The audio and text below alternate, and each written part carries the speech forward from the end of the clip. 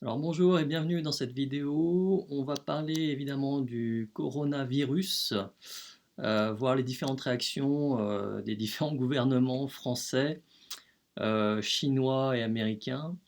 Et on verra également l'impact sur l'économie et la finance. Et en chinois, crise signifie aussi opportunité. Et donc je vous en parlerai à la fin de la vidéo. Alors, en France, notre ministre de la Santé, Agnès Buzyn, a déclaré le risque de propagation est modéré, voire quasi nul. On est tous rassurés, bien sûr, c'est un peu comme Tchernobyl. Ça va s'arrêter à la frontière, aux Alpes. Voilà. Bon, il y a des scientifiques qui ne sont pas tout à fait d'accord, qui expliquent que finalement l'espèce humaine n'a aucune immunité contre ce type de virus. Et en Chine, on voit qu'ils prennent les gros moyens. Il y a beaucoup de vidéos sur Twitter qui montrent des patients chinois ou des gens touchés par le virus qui s'écroulent littéralement sur place. Et donc les Chinois ont décidé de construire un hôpital en 10 jours, un hôpital de 25 000 mètres carrés, donc c'est pas le petit hôpital. Et donc ils estiment qu'ils auront fini le 3 février, ce qui est absolument ahurissant. Alors le bilan, évidemment, s'est alourdi et je pense qu'il va continuer à s'alourdir. Et finalement, la Chine a décidé de mettre en quarantaine plus de 50 millions de Chinois, ce qui représente quasiment la France. Donc je crois qu'ils ont simplement interdit les vols d'avions entre différentes villes, différentes grosses villes, dont évidemment Wuhan. Alors ce qui est un peu inquiétant quand même, c'est quand on calcule le taux de mortalité. Donc ils disent qu'il y a 41 victimes sur 1287 cas de contamination. Et donc ça représente quand même un taux de mortalité de 3%, ce qui est quand même élevé, et il y a de quoi s'inquiéter. Alors aux États-Unis, évidemment pour ceux qui sont un peu complétistes, ça va vous plaire. Ils ont fait des simulations il y a 3 mois d'un virus, justement d'un coronavirus, donc le même que celui qui est apparu en Chine. Et un des experts a estimé que ça pourrait tuer jusqu'à 65 millions de gens en 1 an et demi. Voilà, donc ça s'appelle Event 201, Event 201. Je vous mets le lien, et je vous mettrai le lien également de l'événement, puisqu'ils ont un site web dédié pour cet événement sous la vidéo. Et je vous invite vraiment à regarder donc, les vidéos qui ont été postées sur cet événement. C'est un événement très sérieux hein, qui a été fait par le Center for Health Security et en partenariat avec le World Economic Forum et la fondation Bill Gates. Donc c'est du sérieux et comme par hasard, c'est un peu comme les attentats, ils font toujours des simulations quelques semaines ou quelques mois avant les attentats. Bah là ils ont fait une simulation sur une pandémie mondiale d'un virus je n'arrive jamais à prononcer ce coronavirus. Donc dans l'exercice, ça partait du Brésil, mais ça s'étendait vraiment au niveau mondial. Bon, la vérité, on n'en sait rien, mais je dirais qu'elle est sûrement entre les trois, entre le gouvernement français qui, je pense, minimise les risques, et les Chinois qui prennent des mesures drastiques, et les États-Unis qui nous font peur avec des simulations qui feraient des millions de morts. Donc toujours est-il que je pense qu'il faut être prudent et précautionneux. Alors il y a plusieurs coïncidences que je vais relever.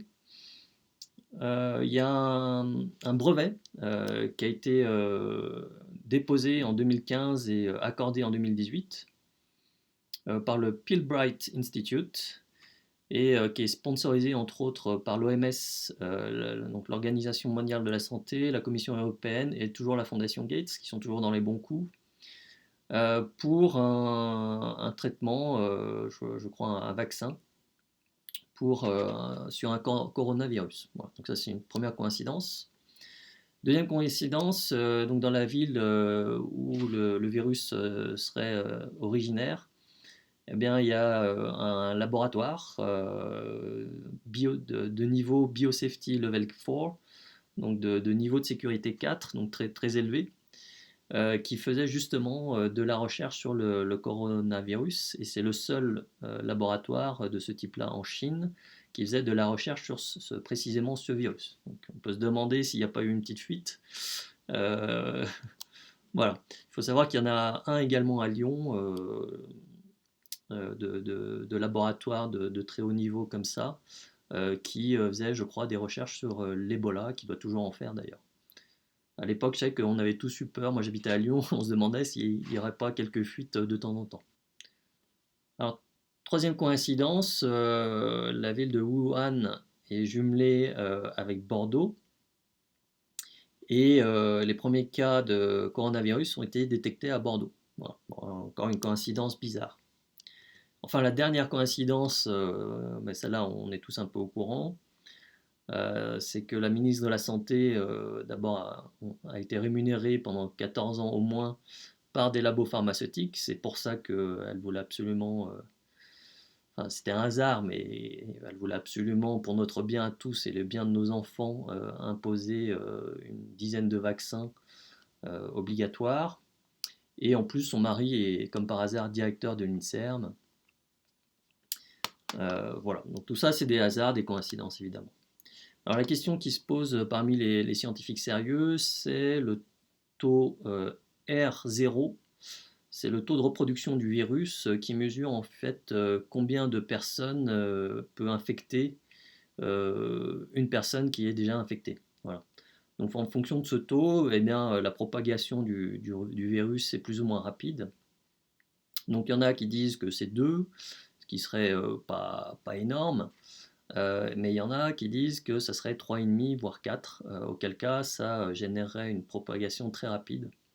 Et donc on verra dans les jours et les semaines qui viennent quel va être le taux de propagation du virus. Voilà. Alors que faire bon, moi je suis pas médecin, je suis pas. Hein, mais voilà, en ayant un peu de bon sens, on peut dire qu'il faut éviter les transports en commun, là où il y a d'autres gens, on va dire, les foules. Si vous devez quand même vous déplacer, ben, avoir un masque, vous lavez les mains et puis prendre soin de votre santé, puisqu'un virus, ça passe et ça repart, ça ne se soigne pas. En fait, c'est des molécules qui contiennent de l'information qui ne sont pas vraiment vivantes en fait. Euh, et donc qui sont impossibles à éradiquer contrairement à une bactérie qu'on peut tuer avec des médocs.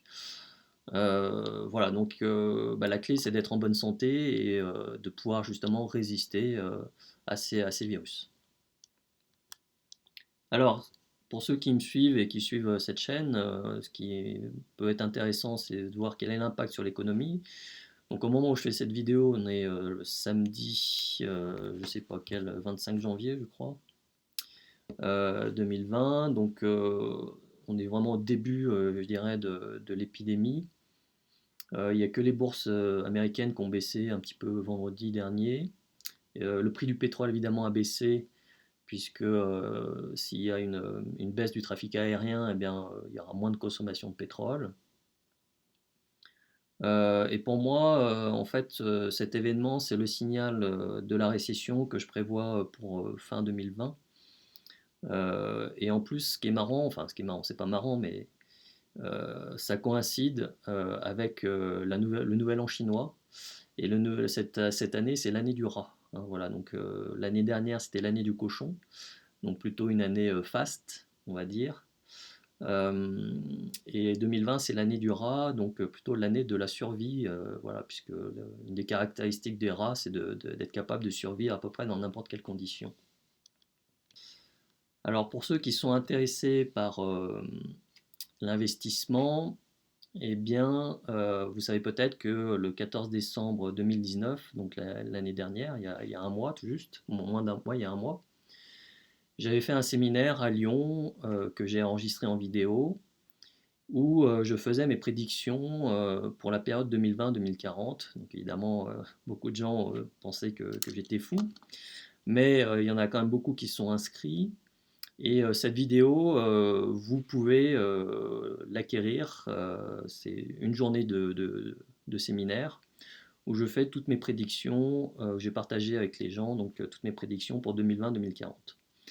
Et donc je ne vais pas tout vous dire maintenant puisqu'il faut acheter la vidéo, mais donc j'avais effectivement prévu une récession en France fin 2020, une pandémie mondiale, mais pas pour 2020, pour beaucoup plus tard.